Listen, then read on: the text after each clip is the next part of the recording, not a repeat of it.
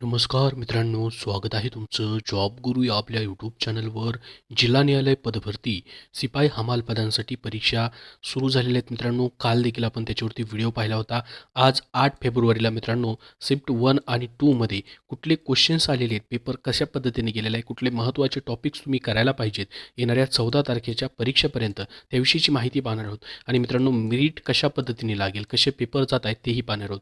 तर बघा मित्रांनो, 8 फेब्रुवारीला आज जो परीक्षेचा पेपर झालेला आहे सेकंड आणि फर्स्ट शिफ्टमध्ये मित्रांनो, तर त्याच्यावरनं मित्रांनो बऱ्याच विद्यार्थ्यांचे जे प्रश्न आहेत किंवा कमेंट्स आहेत, जर पाहिलं तर 7वीच्या बेसवरती तुमचे पेपर जे आहेत ते घेतले जात आहेत. त्यामध्ये मित्रांनो मराठी आणि इंग्रजी सोडता सामान्य ज्ञान हा विषय जो आहे तो मित्रांनो बहुतांश विद्यार्थ्यांना थोडा अवघड जातोय. परंतु आज मित्रांनो काही विद्यार्थ्यांना सोपा पेपर गेलेला आहे सामान्य ज्ञान या विषयाचा.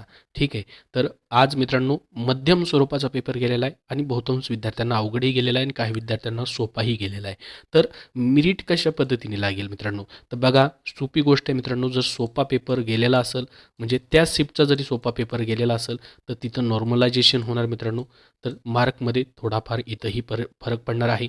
आणि ज्या ठिकाणी मित्रांनो अवघड पेपर गेलेला आहे, अवघड पेपर गेला तर मेरिट किती मित्रांनो कमी लागणार आहे, तिथंही नॉर्मलायझेशन मित्रांनो होणार आहे. मग याचंच मित्रांनो अर्थ असा आहे की तुमचं नॉर्मलायझेशन जे होणार आहे त्याच्यावरती तुमचं अजून मेरिट ठरणार आहे मित्रांनो.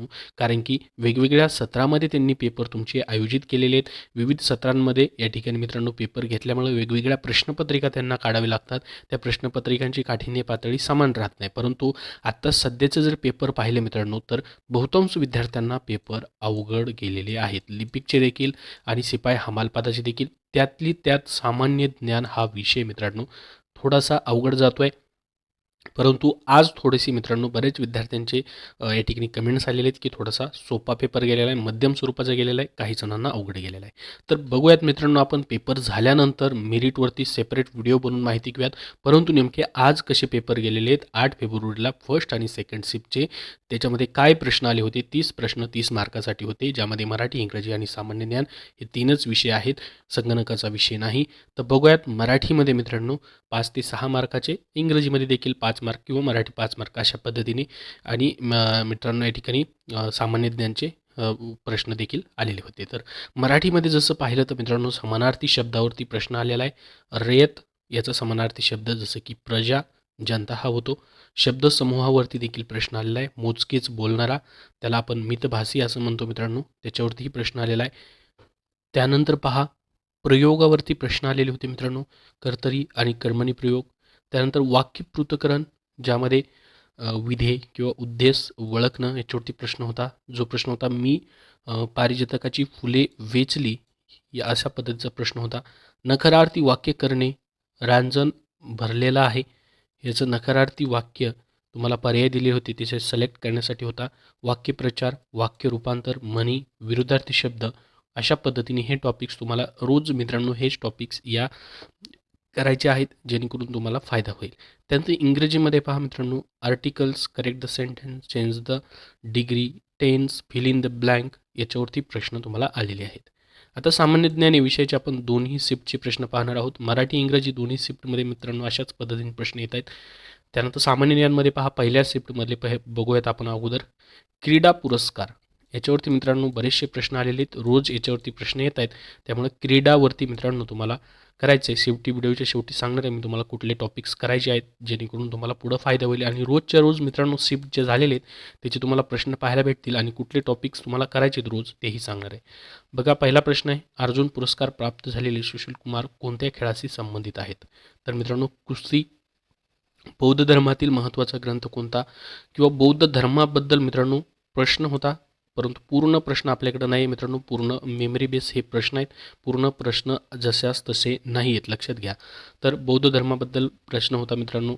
जर आपण ग्रंथ पाहिला तर त्रिपिटक हा ग्रंथ आहे. त्यानंतर MLAचा फुल फॉर्म विचारला होता, जो की आहे मित्रांनो मेंबर ऑफ लेजिस्लेटिव्ह असेंब्ली, राज्य विधानसभा सदस्य असं आपण त्याला म्हणतो.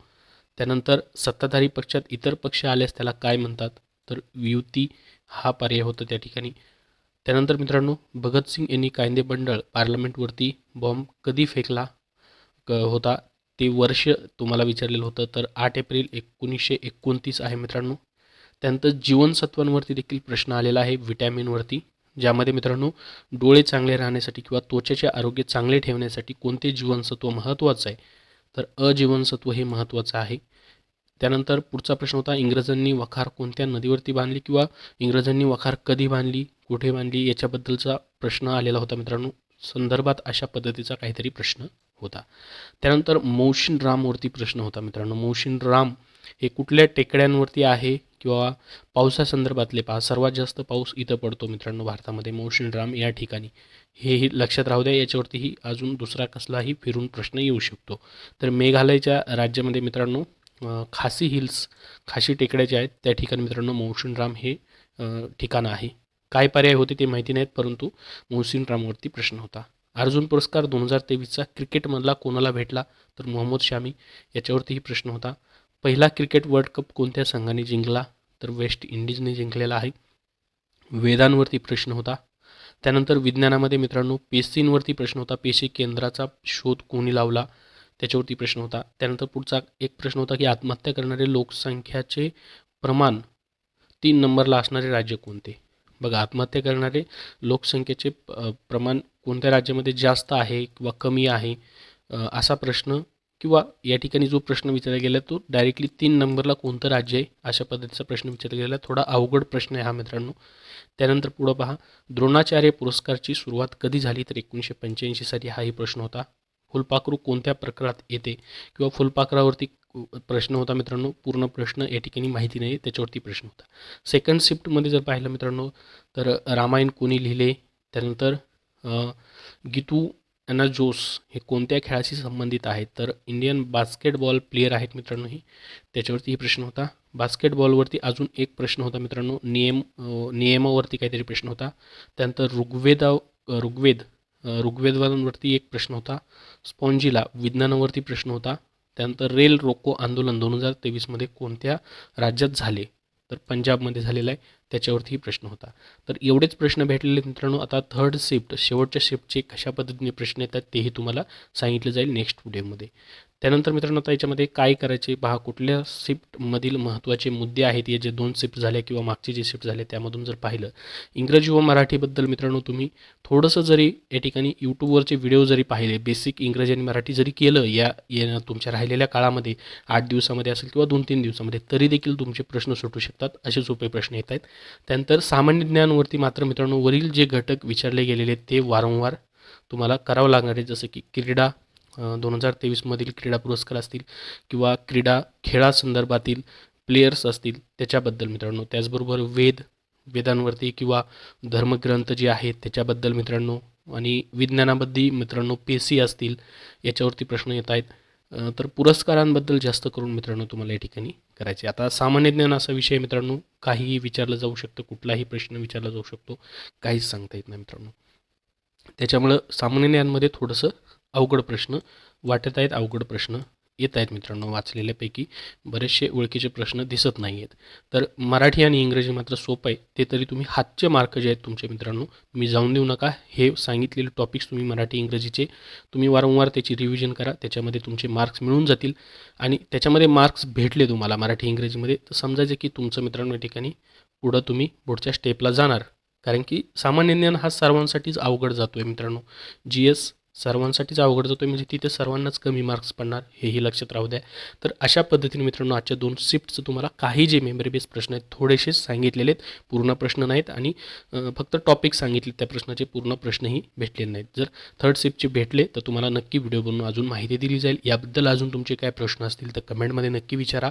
हा व्हिडिओ नक्की लाईक करा व शेअर करा, आणि नवीन असाल चॅनलवरती तर सबस्क्राईब करून ठेवा. आपला टेलिग्राम चॅनलही जॉईन करा, त्याची लिंक डिस्क्रिप्शन बॉक्समध्ये आहे. धन्यवाद.